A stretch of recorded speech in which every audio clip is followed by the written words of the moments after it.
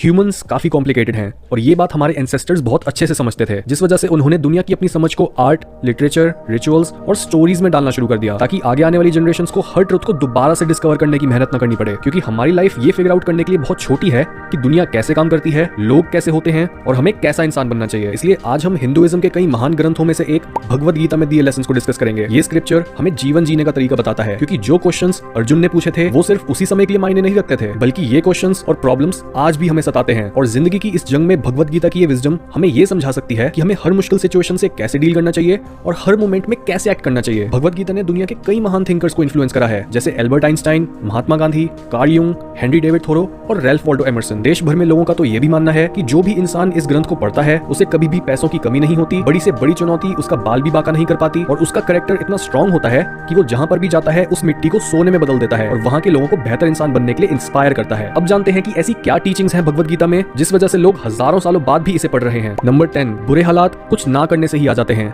लेकिन अच्छे हालात पैदा करने के लिए एक्शन लेना पड़ता है। भगवद गीता शुरू ही इस इनसाइट के साथ होती है कि अगर आप कुछ हासिल करना चाहते हो लेकिन खुद एक्शन लेने के बजाय आप अपनी किस्मत या भगवान पर डाल देते हो कि वो आपका काम करें और आपकी लाइफ को बेहतर बनाएं, तो ऐसे में आपको बुरा रिजल्ट ही मिलेगा। बिल्कुल वैसे ही जैसे आपको गंदा होने के लिए कुछ नहीं करना होता, बस बैठे रहो और आप गंदे हो जाओगे, लेकिन साफ होने के लिए आपको एक्शन लेना पड़ता है, बाथरूम जाना पड़ता है और नहाना पड़ता है। ऐसा इसलिए क्योंकि हमारी बॉडी कॉन्स्टेंटली दुनिया के डिसऑर्डर से फाइट कर रही होती है और जो इंसान इस फाइट में इनएक्टिव हो जाता है वो अपनी जिंदगी के हर पहलू में हारता रहता है। नंबर 9, बदलाव एक यूनिवर्सल लॉ है, इसलिए हर खुशी या दुख टेम्परेरी होता है। चैप्टर 2 की वर्स 14 में श्री कृष्ण बोलते हैं, ओ कुंती पुत्र, तुम्हारी इंद्रियां आवाज, गंध, स्वाद या महसूस करने वाली चीजों के संपर्क में आकर तुम्हारे अंदर ठंड, गर्मी, सुख, दुख या स्ट्रेस जैसी सेंसेशंस पैदा करती हैं। ये फीलिंग्स टेम्परेरी हैं, ये जैसे आती हैं वैसे ही चली भी जाती हैं, इसलिए इन बदलावों को सहना सीखो। सक्सेस और महारत हासिल करने के लिए एक इंसान को नई सिचुएशन में अडेप्ट करना होगा, बेहतर सॉल्यूशंस ढूंढने होंगे और नई अपॉर्चुनिटीज को एक्सप्लोर करना होगा। इसलिए बदलाव को मास्टर करो, अपने आप को अनफेमिलियर सराउंडिंग्स में धकेल के और नए एक्सपीरियंसेस लेके। नंबर 8, अपना फोकस अपनी ड्यूटी पर रखो, उससे मिलने वाले फल पर नहीं। यहाँ पर गोल सेटिंग की बात करी जा रही है कि कैसे ज्यादातर लोग ये तो डिसाइड कर लेते हैं कि उन्हें अचीव क्या करना है, लेकिन वो कभी भी अपने गोल तक पहुंचने के रास्ते में आने वाली डिस्ट्रैक्शंस को पार कर ही नहीं पाते। इवन महाभारत में भी जब गुरु द्रोणाचार्य अपने स्टूडेंट्स को तीरंदाजी सिखा रहे होते हैं और वो उन्हें बोलते हैं कि उन्हें पेड़ पर रखी लकड़ी की चिड़िया की आंख पर निशाना लगाना है, तब हर किसी से पूछा गया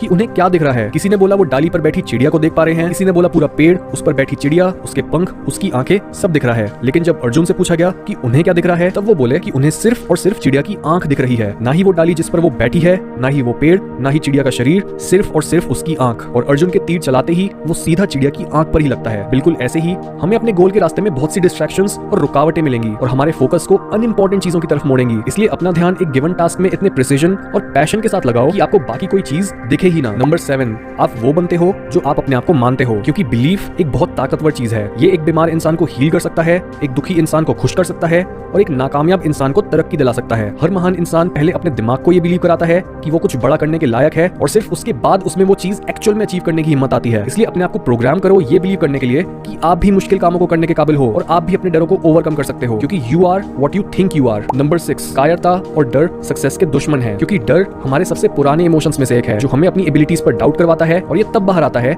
जब या तो हम किसी सिचुएशन को पूरी तरह से समझ नहीं पाते, यानी लैक ऑफ नॉलेज की वजह से, या फिर जब हम अपने इमोशंस को मैनेज नहीं कर पाते। ये डर हमें कायर बनाता है और अपने गोल से भटकाता है। इसलिए नॉलेज और विजडम का पीछा करो, क्योंकि ये ही वो दो चीजें हैं जो आपको समझाएंगी कि अननोन और अनएक्सपेक्टेड सिचुएशंस को कैसे हैंडल करा जाता है। नंबर 5, आपका दिमाग या तो आपको आबाद कर सकता है या फिर बर्बाद। चैप्टर 6 की वर्स 5 में श्री कृष्ण बोलते हैं कि हर इंसान को अपने आप को अपने मन से ऊपर उठाना चाहिए, वरना वो आगे बढ़ने के बजाय पीछे गिरते जाएंगे। ये सच है कि मन हमारा सबसे अच्छा दोस्त भी बन सकता है और सबसे बुरा दुश्मन भी। अगर आप अपने मन के मालिक नहीं हो तो आप उसके गुलाम हो और वो आपको धीरे धीरे बर्बाद कर देगा। यही रीजन है कि क्यों कृष्ण हमें अपने सबकॉन्शियस माइंड को मास्टर करने की सलाह देते हैं और अगले पॉइंट में समझाते हैं कि ये करना कैसे है। पॉइंट नंबर 4, अपने इमोशंस और माइंड को मास्टर करने का पहला स्टेप हमारी इंद्रियों से शुरू होता है। भगवद गीता में हर ऐसी चीज जो हमें अपने गोल से भटकाती है उसे लस्ट यानी हवस बोला गया है। जैसे अगर आपका गोल है फैट लूज करके हेल्दी होना, लेकिन आप हफ्ते में कई बार चॉकलेट्स या आइसक्रीम खा लेते हो, तो आप उन चॉकलेट्स या आइसक्रीम से मिलने वाले टेस्ट के पीछे लस्ट कर रहे हो। या फिर अगर आपका गोल है टेस्ट में अच्छे मार्क्स लाना, लेकिन आप बार बार सोशल मीडिया को चेक करते रहते हो, तो आप उन लाइक्स या नोटिफिकेशंस के पीछे लस्ट कर रहे हो। और चैप्टर 3 की वर्स 40 में ये लस्ट रहती कहां पर है ये बताया गया है। कृष्ण बोलते हैं कि ये माना जाता है कि वो इंद्रियां,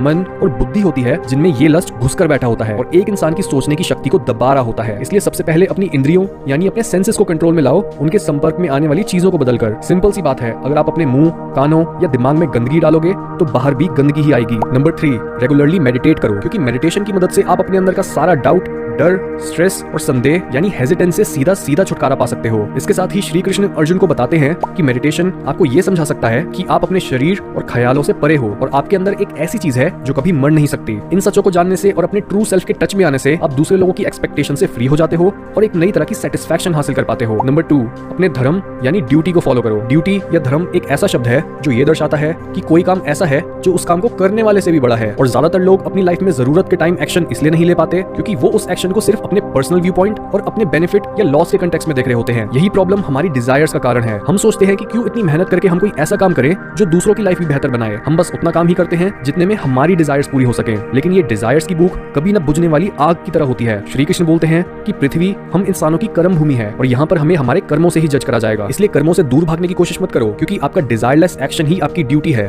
और आपकी ड्यूटी ही आपका रिलीजन है। नंबर 1, आपकी जिंदगी आपकी चॉइसेस का परिणाम होती है। चैप्टर 18 की वर्स 63 में कृष्ण बोलते हैं कि अर्जुन, मैंने तुम्हें पूरी गीता का ज्ञान दे दिया है, उस पर चिंतन यानी रूमिनेट करो और ये चूज करो कि तुम क्या करना चाहते हो। एक तरफ तुम्हारा धर्म है और दूसरी तरफ कायरता। अर्जुन की ही तरह हम भी कई बार अपने आप को मुश्किल सिचुएशंस में पाते हैं। यहाँ तक कि कई लोग तो पैदा ही ऐसी सिचुएशंस में होते हैं, लेकिन इसके बावजूद हमारे पास अपनी किस्मत चूज करने की फ्रीडम है। हमारे पास फ्री विल है जो हमें अपने बुरे सर्कमस्टेंसेस को बदलने की ताकत देती है क्योंकि हर इंसान अपने डिसीजंस का ही रिजल्ट होता है। इसलिए आप अभी डिसाइड कर सकते हो कि आप अपनी लाइफ की डायरेक्शन को कहां मोड़ना चाहते हो, सक्सेस की तरफ या फिर आलस, बहानों या कंप्लेंट्स की तरफ।